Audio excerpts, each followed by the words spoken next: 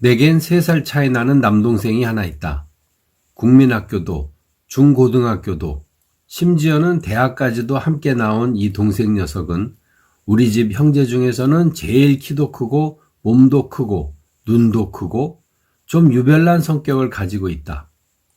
형이나 나나 손재주는 젬병이라 가령 두꺼비집 퓨즈가 나가도 속수무책인데 반하여 동생 녀석은 손재주가 비상해서 일단 동생 손이 들어갔다 싶으면 고장난 라디오도 TV도 척척 고쳐지고 성격이 차분하여 옷도 자신이 다려 입을 줄 알고 정리벽도 있는 편으로 제 것은 제가 알아서 차곡차곡 정리하는 깔끔한 성격을 가지고 있었다. 동생은 나와는 달리 별로 집안 속 썩이는 일도 없었고 부잣집 막내 동생이 못돼서 그런지 별로 막내 기질 한번 제대로 발휘 못하고 크더니 5년 전 후딱 미국으로 떠나버렸다. 누구든 제 동생 사랑하는 마음이 없을까마는 나는 누구보다 내 동생을 사랑하고 있었다.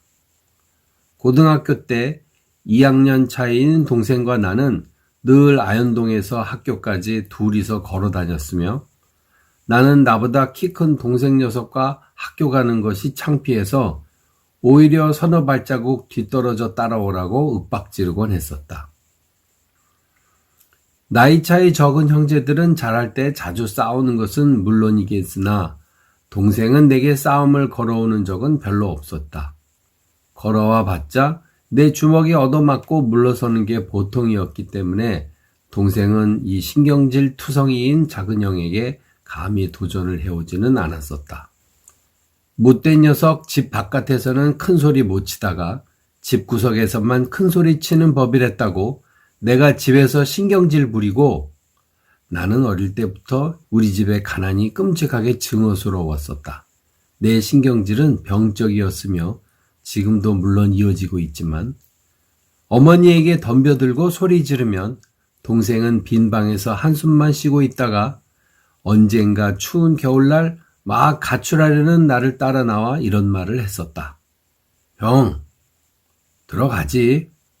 형. 그때 동생의 얼굴 표정은 매우 단호했었던 것으로 나는 기억하고 있다. 그 얼굴은 비록 3살 어린 동생이었지만 나보다 어른스러운 표정이었으며 나를 무언중에 타이르고 있었다. 고등학교를 졸업하고 나서 동생은 대학 입시에 떨어져 소위 재수생이 되었는데 그 무렵 동생은 결핵성 늑막염에 걸려 적십자병원에 입원했었다.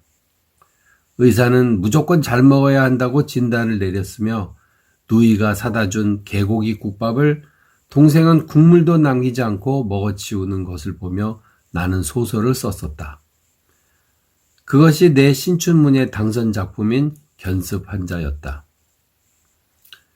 고등학교 때부터 노래를 잘 불렀던 동생은 합창단에 들어가 푸른 다뉴브 강의 소프라노 부분을 독창하기도 했었으며 졸업하자마자 기타를 얻어들고 노래를 부르더니 지금은 은퇴한 이장희 군과 무슨 백어밴드라는 이름의 악단을 만들고는 악악 비틀즈의 흉내를 내는 가수로서 데뷔하려 하고 있을 때였다.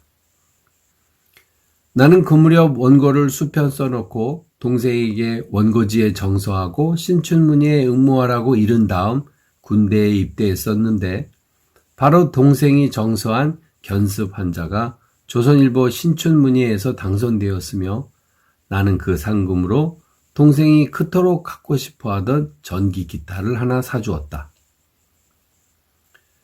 휴가 나와 동생이 노래 부른다는 3일당 2층 구석에 앉아 그룹 사운드의 노래를 듣고 있었는데 조명을 받고 나타난 동생은 악을 쓰면서 장발을 휘두르며 I wanna hold your hand라는 노래를 부르고 있었다.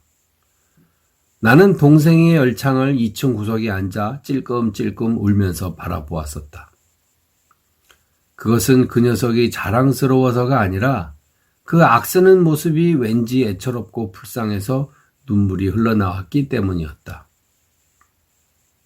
나는, 아니 우리 집안에서는 별로 동생에게 신경 써본 적이 없었다는 생각이 머리를 때렸던 것이다. 가난한 집 아이들은 별 신경 쓰지 않아도 제멋대로 자라기 마련으로 동생은 유독 신경 쓰지 않아도 키가 자랐으며 보지 않아도 제 할 일 하고 있었으며 돌보지 않아도 어른이 되어 있었다. 그러나 그가 노래 부르는 그 모습엔 왠지 고독하고 쓸쓸한 비애가 금박처럼 번쩍이고 있었던 것을 나는 새삼 느꼈기 때문이었다. 그날 나는 동생에게 말을 했었다. 집어쳐 이 새끼야. 노래 불렀다가 다리 몽둥이 부러뜨리겠어. 딴 따라가 네 갈 길은 아니야, 이 우라질 새끼야. 동생은 물론 노래를 더 이상 부르지는 않았다. 내가 모처럼 사온 기타를 동생은 잃어버렸던 것이다. 그저 심심풀이로 통기타를 들고 명동 어디 술집에 나가 노래를 부르고 술 손님들이 술 주면 술 먹고 팁 주면 팁 받아 등록금 아르바이트를 하는 것이 고작이었는데 그 때문인지 동생 녀석은 술이라면 고주망태가 될 정도로 술이 급속도로 세어졌었다. 군에서 제대하고 용돈이 급한 나는 가끔 동생이 노래 부르는 술집에 들러 500원씩 용돈을 협박해서 빼앗아 쓰기도 했지만 워낙 욕심쟁이 동생 녀석은 그 이상 자선을 베풀지도 않았거니와 어쩌다 녀석의 주머니에서 돈을 훔쳤다 하면 녀석은 콜롬보 형사처럼 알아채고 나를 당황하게 만들어 버렸다.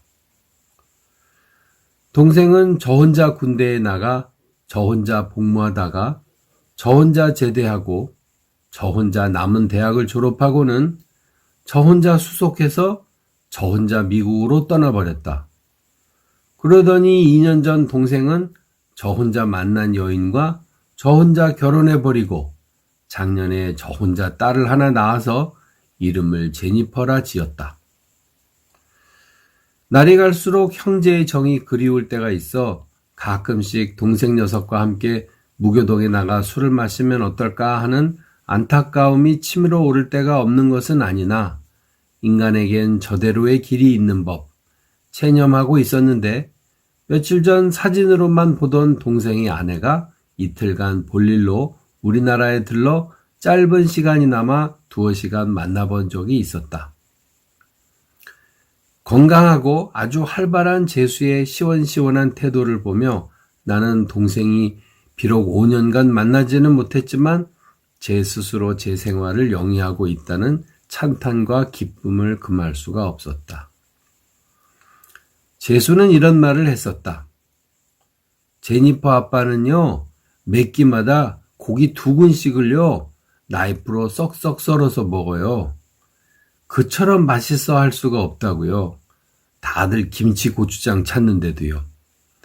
제니퍼 아빠는요, 고기 먹을 때마다 이런 말을 해요.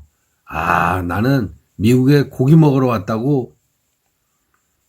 그 말을 들으며 나는 적십자병원 입원실에서 폐병에 걸려 누이가 사다 준 개고기 국물을 소리내어 먹던 동생이 야위었던 모습을 상기했었다. 나는 유쾌하게 웃었다.